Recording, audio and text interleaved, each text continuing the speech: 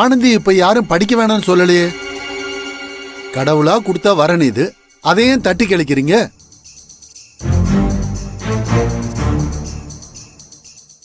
அதையும் தாண்டி நான் இன்னைக்கு காலையில அவங்களுக்கு போனை போட்டு என் தம்பி வீட்டுல உங்களோட சம்பந்தம் வச்சுக்க டபுள் ஓகே சொல்லிட்டாங்கன்னு சொல்லிட்டேன்.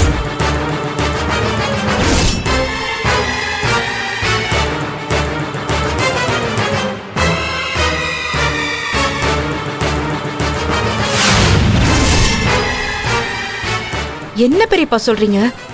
நீங்க அவங்க கிட்ட ஓகே சொல்லிட்டீங்களா? ஆமாமா, நான் சொல்றேன்னு தப்பா எடுத்துக்காதம்மா. இன்னைக்கு ஊர் உலகத்துல பொண்ணுக்கு மாப்பிள்ளை கிடைக்காம மாப்பிள்ளைக்கு பொண்ணு கிடைக்காம அலையோ அலைன்னு அலைஞ்சுக்கிட்டு இருக்காங்க. பரிகாரம் கோயில் குளம்னு பெத்தவங்க நாயா பேயா சுத்திக்கிட்டு இருக்காங்க. இப்போ கடவுளா பார்த்து உங்களுக்கு ஒரு நல்ல வரனை கொடுத்துருக்காரு. நீங்க என்னடானா யோசிச்சுக்கிட்டு இருக்கீங்க.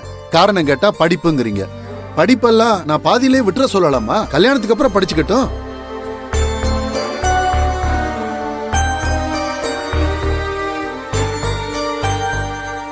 இல்ல பெரியப்பா, ஆனந்திக்கு விருப்பம் இல்லாம நம்ம கட்டாயப்படுத்தி கல்யாணம் பண்ணி வச்சா அவ எப்படி நிம்மதியா வாழ்வா? டே மூர்த்தி, நீயாச்சும் கொஞ்சம் யோசிச்சுட்டு பேசுறா. இன்னைக்கு இருக்கிற காலகட்டத்துல எல்லா பிள்ளைங்களும் கல்யாணம் வேணான்னு காலத்தை தள்ளிதான் போடுறாங்க. இல்ல, ஆனா நம்ம இத்தனை பேர் இருந்தோம், நம்ம வீட்டு பொண்ணு அப்படி விட்டுற முடியுமா? நாம தாண்டா உட்காந்து பக்குவமா எடுத்து பேசி கல்யாணத்துக்கு சம்மதிக்க வைக்கணும்.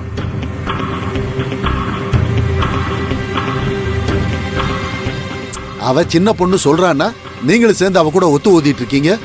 நான் எது செஞ்சாலும் இந்த வீட்டுக்கு நல்லதுக்கு தான் செய்வேன்னு உங்களுக்கு தெரியும்ல. முதல்ல கல்யாணத்தை முடிங்க.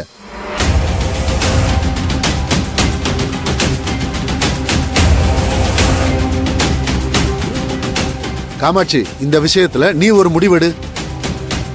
ஒரு நிமிஷம்.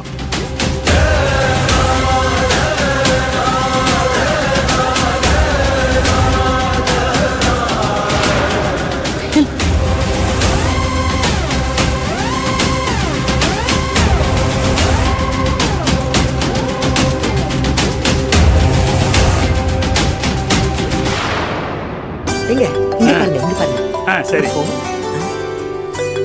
அண்ணன் தான் ஃபோன் பண்றாரு. ஹலோ.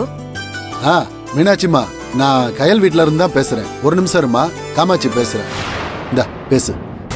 மாமா, நான் என்ன பேசுறேன்? பேசுமா, பேசு பேசு. ஹலோ.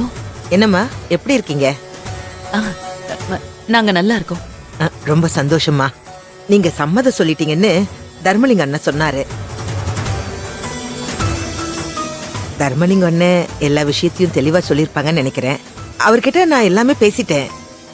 நம்ம ரெண்டு குடும்பமே இந்த கல்யாணத்துல சம்மதம்னு சொல்லியிருக்கோம். அதனால டயத்தெல்லாம் வேஸ்ட் பண்ணாம சீக்கிரமாவே ஒரு நல்ல நாளா பார்த்து நிச்சயத்தை வச்சுக்கலாம். அதே மாதிரி நாளைக்கு என்னோட பிறந்த நாள் ஒரு ரெசார்ட்ல செலிப்ரேட் பண்ணலான்னு நாங்க பிளான் பண்ணிருக்கோம். அது விஷயமா தான் நாங்க ரெண்டு பேரும் வெளியில வந்திருக்கோம். நானே உங்களுக்கு ஃபோன் பண்ணி இன்வைட் பண்ணலான்னு இருந்தேன். அண்ணனே கால் பண்ணி கொடுத்துட்டாங்க. நீங்க அவசியம் குடும்பத்தோட வந்துடணும். ஹலோ ஹலோ, லைன்ல இருக்கீங்களா? இல்ல, நான் பேசுறது கேக்குதா? கேக்குதுங்க. வந்துடும். ரொம்ப ரொம்ப நல்லது. ரெண்டு பிள்ளைங்களோட ஜாதகத்தையும் ஒரு நல்ல ஜோசியர்கிட்ட கொடுத்து பொருத்தம் எப்படி இருக்குன்னுட்டு நம்ம பார்த்து பேசிட்டு வந்துடலாம். சரியா? நான் மேற்கொண்டு ஏதாவது விஷயம்னா தர்மலிங்க அண்ணன் கிட்ட சொல்லிடுறேன். அவர் உங்ககிட்ட சொல்லுவாரு. சரி, அண்ணன் கிட்ட கொடுங்க. சரி மீனாட்சி, நான் பேச வேண்டியதெல்லாம் பேசிட்டேன். அண்ணன், அப்புறம் மேற்கொண்டு மற்ற விஷயங்கள்லாம் பாத்துக்கலாம். சந்தோஷம் தானே இப்போ? ரொம்ப சந்தோஷம் அண்ணன். சரிம்மா, மத்ததெல்லாம் நான் வீட்டுக்கு வந்துட்டு போன் பண்றேன். அண்ணா, நாளைக்கு பர்த்டே ஃபங்க்ஷனுக்கு நீங்களும் குடும்பத்தோட அவசியம் வந்துடணும். சரிம்மா, இவ்வளவுதான் விஷயம். நான் அவங்க கிட்ட நம்பிக்கை கொடுத்திருக்கேன். அந்த நம்பிக்கையை நீங்க தான் காப்பாத்தணும்.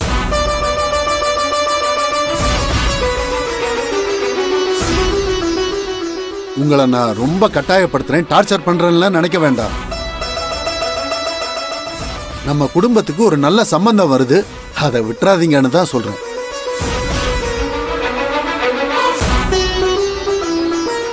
இதே உங்க இடத்துல வேற யாராவது இருந்தா இந்நேரத்துக்கு கழுகு கொத்துற மாதிரி கொத்திக்கிட்டு போயிருப்பாங்க.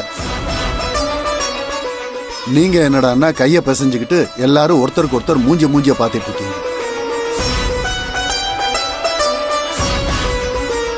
காமாட்சி, நான் சொன்னதெல்லாம் மனசுல வச்சுக்கம்மா. நான் கிளம்புறேன். பார்த்து பத்திரமா போயிட்டு வாங்க. வரேன்டா. ஓகே பெரியப்பா.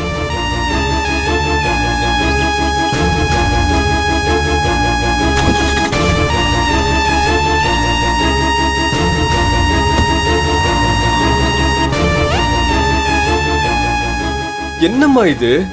இங்க என்ன ஹிட்லர் ஆட்சி நடக்குது? அவர் சொல்றது கேட்டு அப்படியே நின்னுட்டு இருக்கீங்க.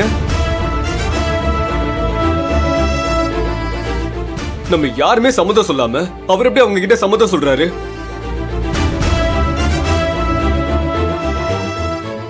அவர் பாட்டுக்கு வராரு, நாங்க சம்மதம் சொல்லிட்டோன்னு சாதாரணமா போன் போட்டு குடுக்குறாரு.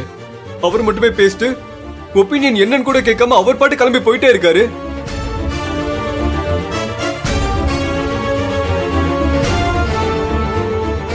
நீ நம்ம ஊம மாதிரி எல்லாத்துக்கும் பேசாம நின்னுட்டு இருக்க. ஆனந்தி படிக்கணும்னு சொல்றா, இவர நம்ம நிச்சயதார்த்தம் கல்யாணம்னு பேசிட்டு இருக்காரு. ரொம்ப இடம் கொடுத்தா இதான் பிரச்சனை, பாத்துக்கோங்க.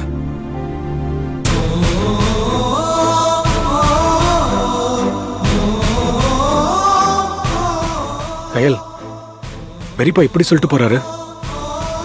அவங்க கிட்ட சம்மதம் வேற சொல்லிட்டாரு. இப்ப என்ன பண்றது? எனக்கும் என்ன பண்றதுன்னு தெரியல மூர்த்தி.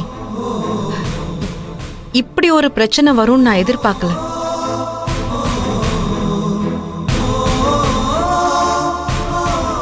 இப்போ இந்த பிரச்சனையை எப்படி சமாளிக்கிறது?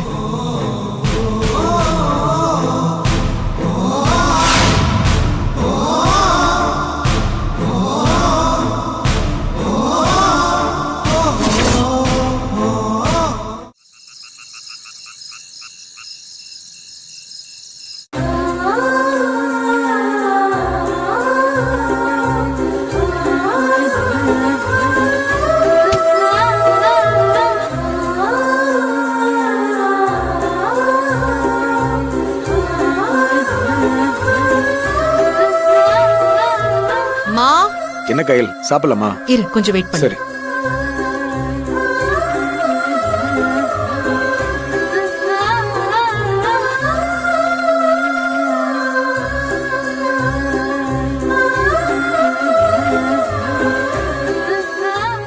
அம்மா, பெரியப்பா பேசிட்டு போனதை நினைச்சு யோசிச்சுட்டு இருக்கியா? பெரியப்பா எவ்வளவு சொன்னாலும் கேட்கவே மாட்டேங்கிறாருமா. அவர் வச்சதுதான் சட்டங்கிற மாதிரி ரொம்ப ஸ்ட்ராங்கா பேசுறாரு. இந்த சம்பந்தத்தை விட்டுறவே கூடாதுன்னு ரொம்ப கோவமா பேசிட்டு போறாரு.